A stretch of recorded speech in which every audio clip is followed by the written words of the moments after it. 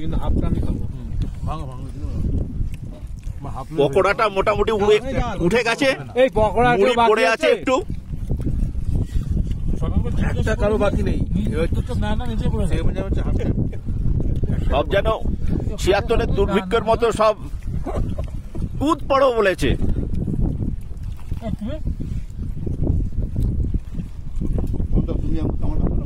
ক্যাপ্টেনের মুখটা কিরকম যেন মরা মরা লাগছে। হ্যাঁ, কিরকম যেন এখন।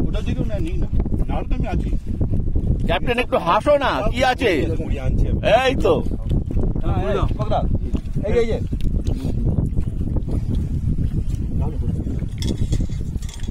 একটু এগিয়ে দাও, এগিয়ে দাও।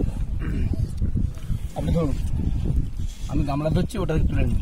দীপক দা বোধহয় পেল না, দীপক দা পকোড়া খেয়েছে।